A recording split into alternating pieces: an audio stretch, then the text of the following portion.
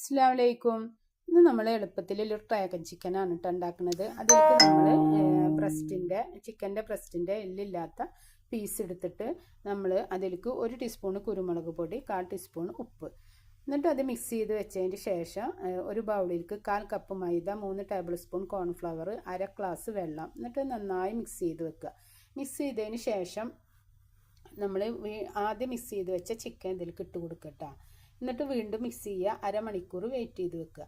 10 അല്ലി വെളുത്തുള്ളി, ഒരു പച്ചമുളക്, ഒരു വലിയ കഷ്ണം ഇഞ്ചി അത് ചെറുതായി അരിഞ്ഞിട്ട് ഒരു വലിയ ഉണിയെടുക്കുക. എന്നിട്ട് അത് നീളത്തിൽ അരിയുക. ഒരു 1/4 ഭാഗം ക്യാപ്സിക്കം എടുക്കുക. ക്യാപ്സിക്കോ പച്ച, ചുവപ്പ് ഒക്കെ എടുക്കട്ടെ. നല്ല രസമാണ് ഇതിലേക്ക് ഇട്ടിട്ടുണ്ടെങ്കിൽ കാണാൻ നല്ല ഭംഗിയുണ്ടാവും.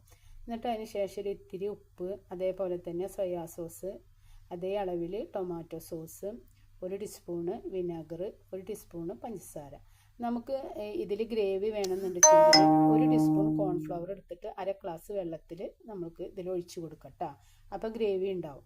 അതിന് ശേഷം നമ്മൾ ചിക്കൻ പൊരിക്കുമ്പോൾ മൈദയും കോൺഫ്ലവറും കൂടിയിട്ട് മിക്സ് ചെയ്ത ചിക്കനാണ് പൊരിക്കുന്നത്. അപ്പോൾ വേറിട്ടിട്ട് ഇട്ട് കൊടുക്കണം. ഓയിൽ ഇട്ട് കൊടുക്കുമ്പോൾ സൺഫ്ലവർ ഓയിലാണ് ഇട്ട് ഇത് പൊരിക്കുക. അപ്പോൾ ഇതേപോലെ മൊരിഞ്ഞ് കിട്ടും. എന്നിട്ട് നമ്മൾ ഈ പാനിലേക്ക് ഇട്ട് കൊടുക്കട്ടോ. അപ്പോൾ അതിന് ശേഷം നമ്മൾ കുറച്ച് ചീസും എള്ളൊക്കെ ഇട്ട് കൊടുക്കുക. ചീസ് ഇട്ടില്ലെങ്കിലും കുഴപ്പമില്ല, പക്ഷേ എള്ള് നല്ല ടേസ്റ്റാണ് ഇതിലിട്ട് കൊടുത്താൽ. നിങ്ങൾ എന്തായാലും ഇതൊന്ന് ഒരു പ്രാവശ്യമെങ്കിലും ചെയ്ത് നോക്കിട്ടാ. നല്ല ടേസ്റ്റാണ്, അധികം ചിലവൊന്നുമില്ല. അതേപോലെ ടേസ്റ്റ് ചെയ്തിട്ട് നിങ്ങൾ ഷെയർ ചെയ്യണം, സബ്സ്ക്രൈബ് ചെയ്യണം, ലൈക്ക് ചെയ്യണം, കമൻറ്റ് പറയണം. സൂപ്പറാണ് കേട്ടോ. നിങ്ങൾ ഒരിക്കലെങ്കിലും ചെയ്ത് നോക്കിയിട്ട് നിങ്ങൾ കമൻറ്റ് പറയുകയും ഷെയർ ചെയ്ത് കൊടുക്കുക. അസ്സലാമു അലൈക്കും.